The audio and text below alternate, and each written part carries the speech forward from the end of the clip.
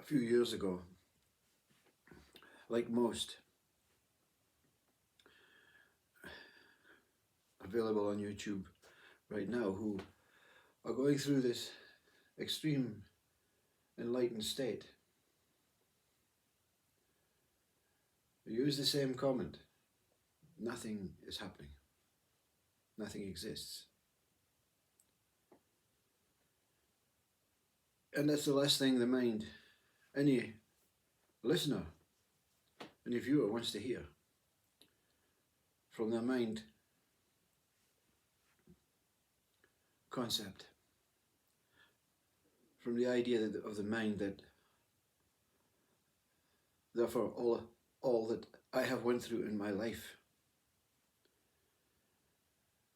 is not true, because I see everything happening.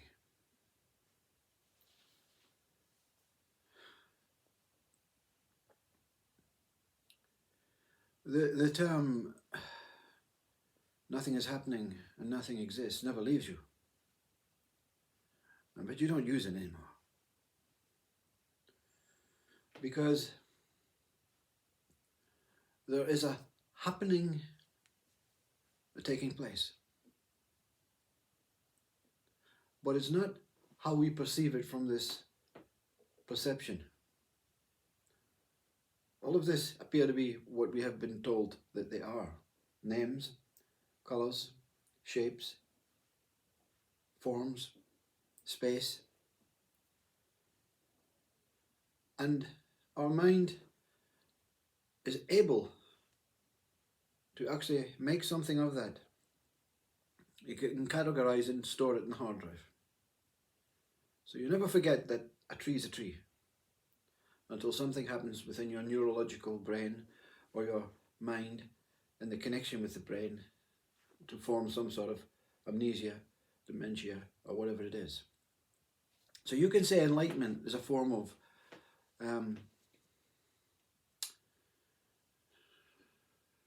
Alzheimer's, where everything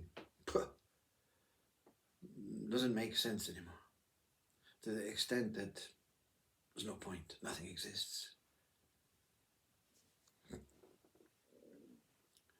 Because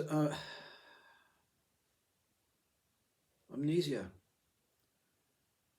is really an original return to body only state. Body exists, mind no longer exists. If it does, it's dysfunctional. So what does this nothing exist mean to that what experiences this form of enlightenment or amnesia, whatever you want to call it? We appear to think that this is a form, but it's based on a thought. It's based on a thought.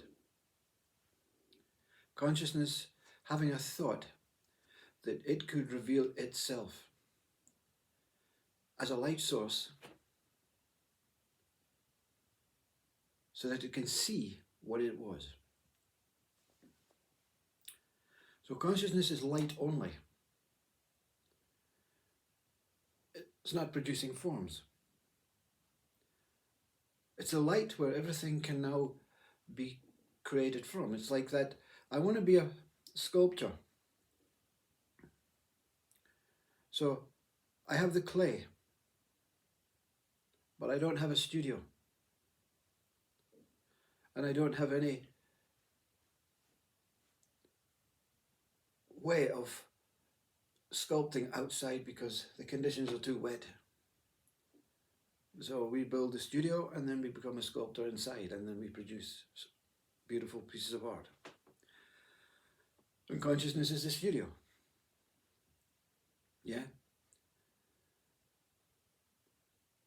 But what conscious we need then, the body and the clay to go inside the studio. So consciousness is pure light, pure studio, pure one big whole place for everything to be created. So what creates the body? What creates the hills, the lake, the trees, the cup? What creates this? Well, consciousness is a mirror. It doesn't know it's a mirror. But this mirror is of celestial gem quality. And it is the core of consciousness. Now, if you've seen a celestial gem, even a little diamond, it has hundreds and hundreds of planes. Within the planes, into the core of the diamond, the planes go on and on into the central point. Well, consciousness is a colossal studio, is it not? Are there not planets within it? Are there not stars within it? Are there not galaxies, cosmos within it? How far does it go? No one knows it. So in the core is this celestial gem. So it produces light from itself to reveal light. But on the way, like the torch from the center, the light is produced from the core. From that point. Big Bang. Science go down the Big Bang route. It's a kind of similarity to what is taking place. Science are discovering black holes. Black holes are hollow. They have universes within them. There's not 100 universes. There are infinite universes within this. And each universe is a plane. And within that plane are billions of planes. Because inside that little diamond, there are billions of planes. So each universe is, as it shines out into this mirror quality gem, it creates shapes. It creates what we call planets. It creates objects within the planets. The object is here. All of this are objects, light sources, reflections. So why does the body die?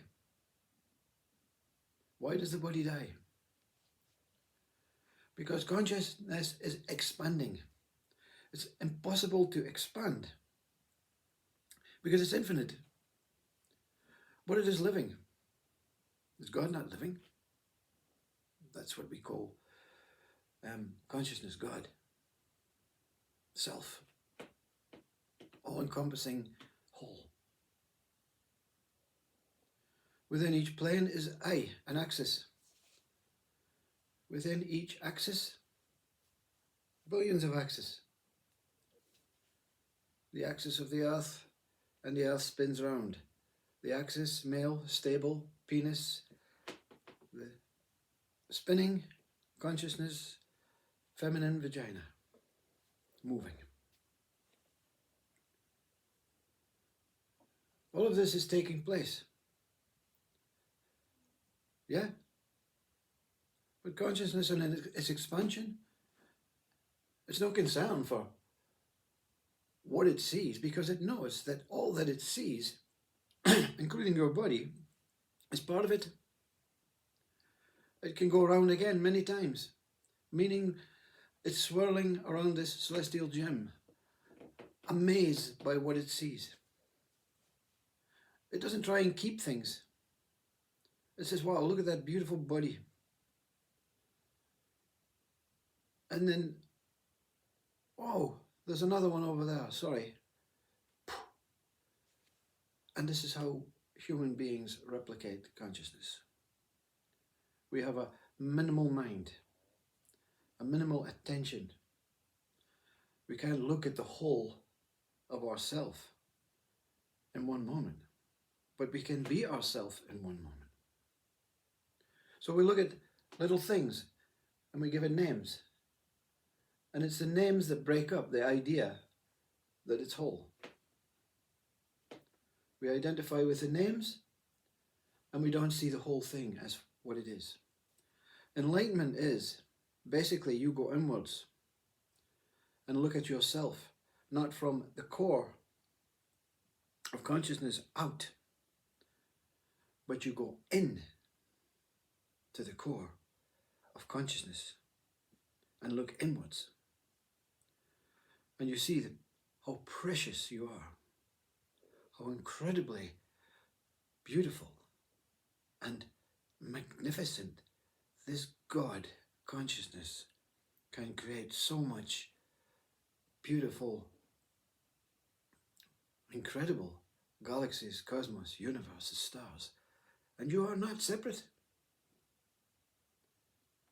But in the core, in a point, there's one pulse. One pulse. Big bang. Poof. And consciousness is swirling and swirling and swirling and swirling and expanding and expanding and decreasing and expanding and decreasing and expanding. But the planes are the same planes. But from the looking point, they appear to be different each time you look. Hence why your body is never the same. When you look at your photographs when you're a child, you don't look like that now. In fact, you look at your videos 4 years ago and you don't look like that now. Because you are consciousness swirling, looking at yourself, looking at every option, looking at every universe, every angle, every possibility, with a mind that ruins it. An ego mind that ruins it and says, no, I want to stay like this, I want to stay like this, I want to stay like this, this is my life. I don't want to die, I don't want this. You're moving. You're never not moving. You're never not transcending. You're never not living and dying, if you want to call it. You're always that. Until consciousness puts the light out, who knows, you know? If consciousness puts that light out, there's nothing. There's nothing. You die in this body and you see what this speaker is speaking about. But you never not die permanent death. Only consciousness can die.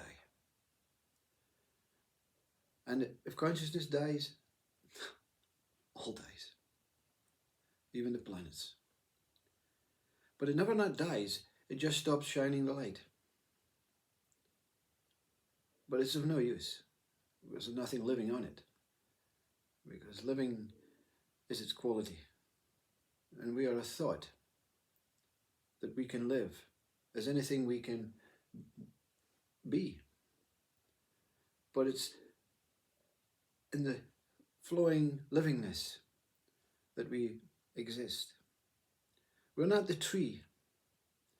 We are the blowing of the tree when it moves. We are the blowing of the tree when it moves. We are the movingness of the body when it moves. We are the stillness of the body when it sleeps.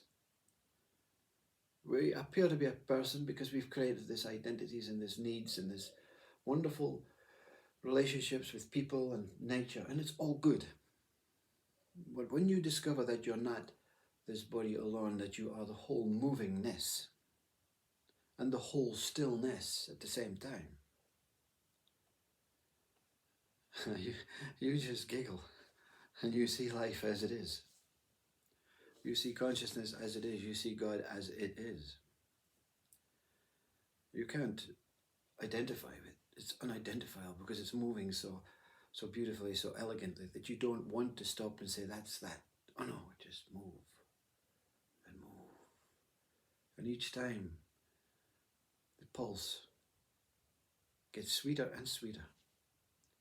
And you become freer and freer until you become the wind that we already are. All is one. Beautiful, celestial, precious gem consciousness, the light of life, as I is.